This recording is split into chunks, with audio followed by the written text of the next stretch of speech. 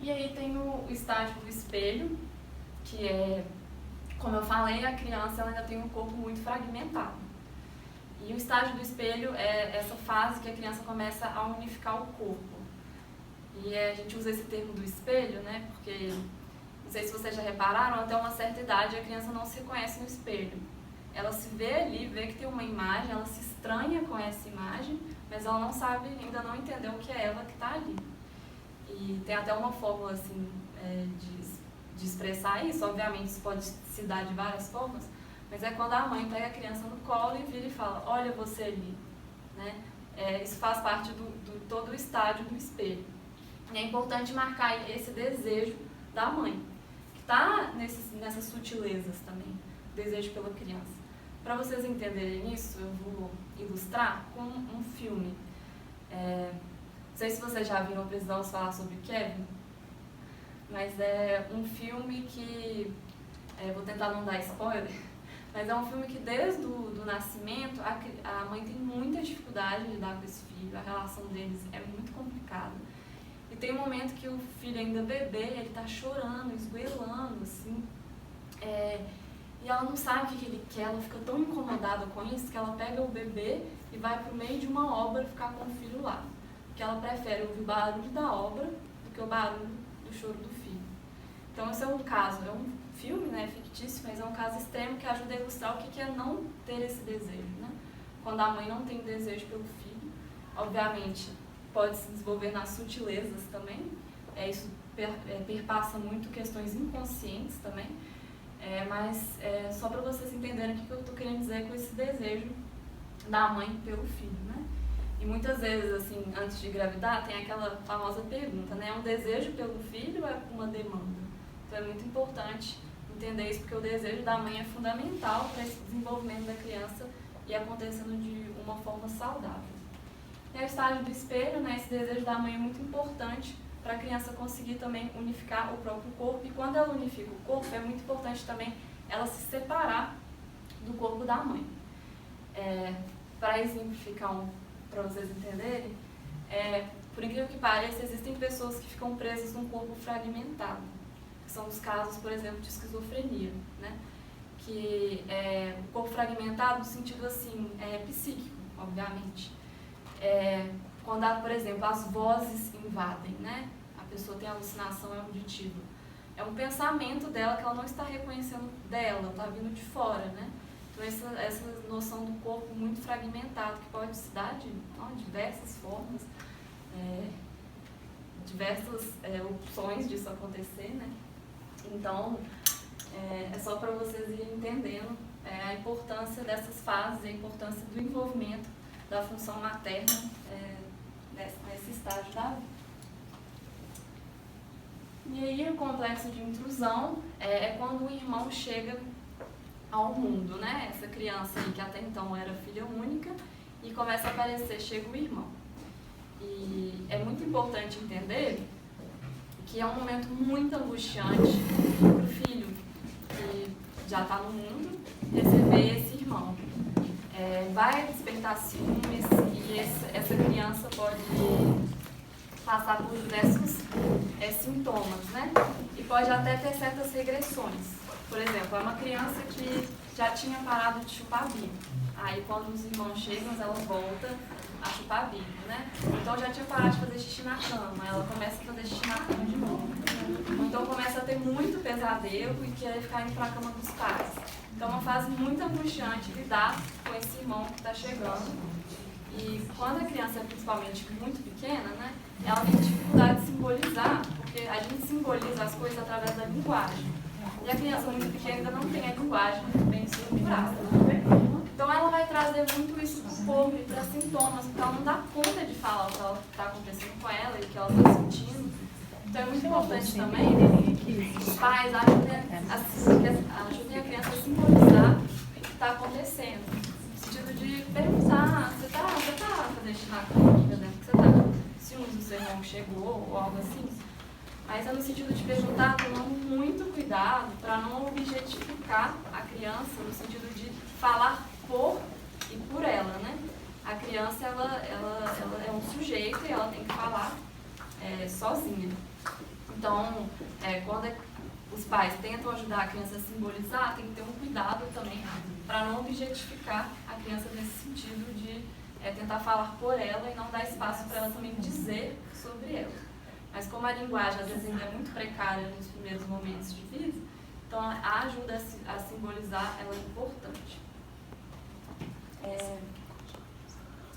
E aí, entrando com o complexo de Édipo, vocês já devem ter ouvido falar do mito do Édipo, né, que é aquele mito que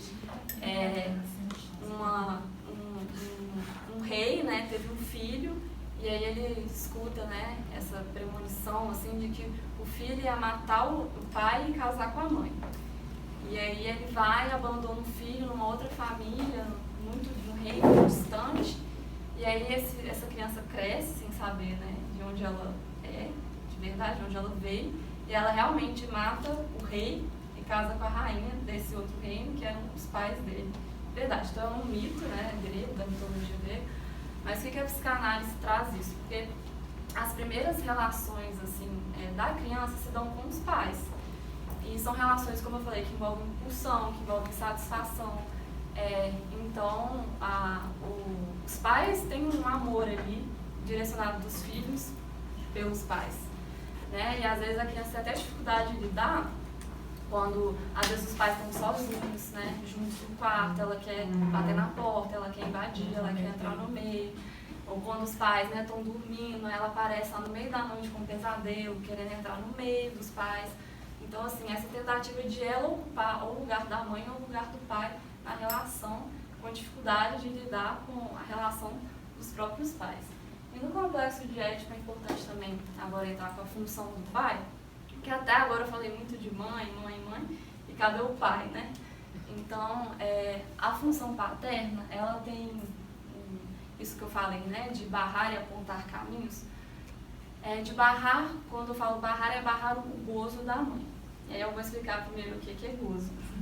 É um conceito também muito complexo, mas está ligado a um mais além do prazer que esbarra no sofrimento.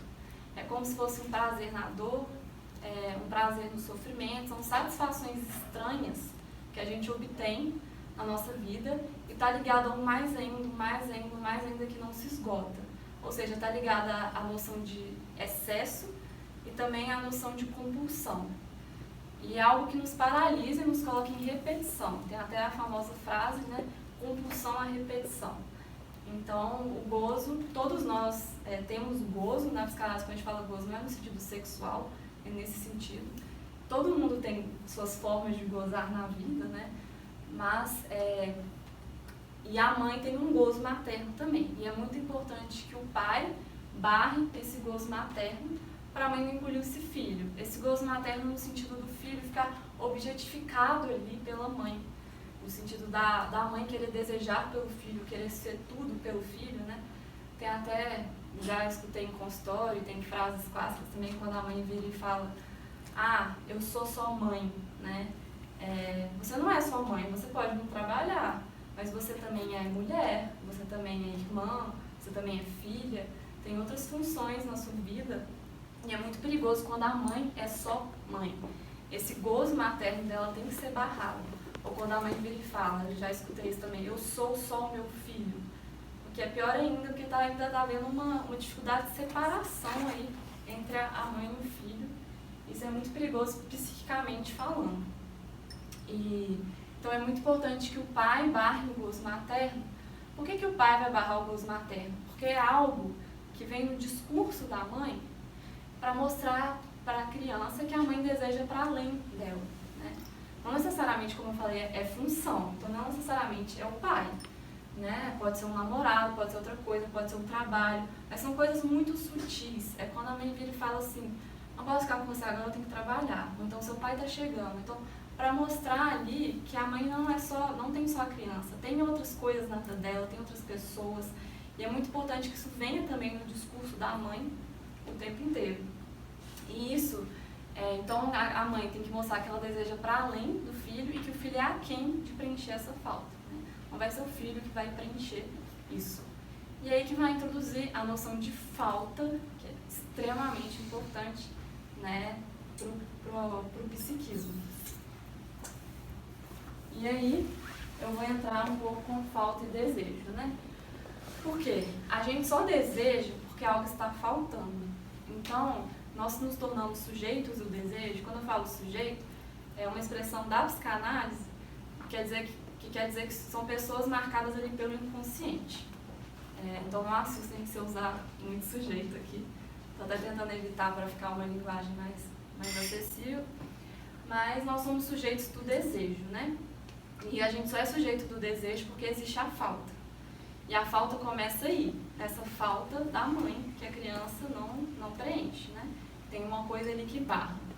E como a gente só deseja porque algo está faltando, o desejo é aquilo que nos coloca em movimento. O que vai contrapor a ideia de gozo, que é o desejo, né, do campo da falta, o gozo é do campo do excesso, né? O desejo nos coloca em movimento, o gozo nos paralisa. Então o desejo ajuda a gente também a sair do gozo. Então ele é muito, muito, muito importante na nossa vida.